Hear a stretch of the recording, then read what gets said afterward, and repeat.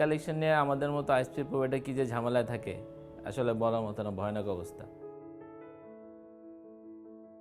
আসলে এই খরচটা যেভাবে হয় কালেকশনটা কিন্তু সেভাবে হচ্ছে না।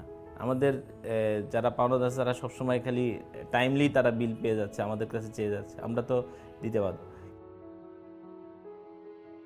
কালেকশনটা আমরা যখন লোক পাঠাচ্ছি কাস্টমারদের বাসায়, কাস্টমারকে টাইমলি বাসায় পাওয়া যাচ্ছে না, আবার পেলেও হইতেছে বলতেছে সকালে আসো বিকালে আসো এরকম। আবার অনেক সময় কাস্টমারদেরকে বাসাও অ্যাক্সেস পাওয়া যাচ্ছে না, কালেকশনটা খুব কঠিন হয়ে যাচ্ছে। আবার কালেকশন হচ্ছে কি হচ্ছে না এটাও ট্র্যাক করা একটু মুশকিল হয়ে যাচ্ছে। বিলম্যান যারা আছে অনেক সময় দেখা যাচ্ছে যে হয় কালেকশনটা আমার হচ্ছে অথবা ওরা পেমেন্টও করতে আমাদের এখানে জমাও দিচ্ছেন, এরকম হইতে হয় দু এক সময়। সো এই রেকর্ডটা রাখা একটু আমাদের জন্য কষ্টদায়ক হয়ে যাচ্ছে। অনেক সময় অনেকে বলে যে আমাদের মতো আইএসপি প্রোভাইডাররা হয়তো রাতে ঠিকমতো ঘুমায় না। না, আমি ঠিকমতো ঘুমাই, আসলে ফাস্টার পেমেন্ট আছে। আমি কাস্টমারকে ইমেল এবং SMS এর মাধ্যমে কাস্টমারদেরকে বিল পাঠিয়ে দিচ্ছি।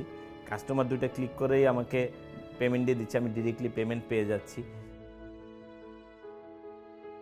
কাস্টমার এন্ড থেকে এটা কোনো প্রবলেমই হচ্ছে না পেমেন্ট করতে। যে কোনো একটা ব্যাংক অ্যাকাউন্ট বা ভিসা মাস্টার অ্যাকাউন্ট থাকলেই হবে। BKash, Visa Master, MX, Dutch Bangla, mobile banking, trust bank money যে কোনো একটা দিয়ে বিল দিতে পারে। সিকিউরিটি নিয়ে আমি মোটেও চিন্তিত না। দেশের একমাত্র PCI DSS approve payment gateway নিয়ে যদি চিন্তা করা লাগে তাহলে যাবো কোথায়? হ্যাঁ, ফাস্টার পেমেন্টই একমাত্র দেশের PCI DSS approve payment gateway. ওই যে বললাম না ঘুমানোর কথাটা, ফাস্টার পেমেন্ট আসার পর থেকে ঘুমটা ঠিক মতো হচ্ছে, এর থেকে বেশি কিছু চাই না।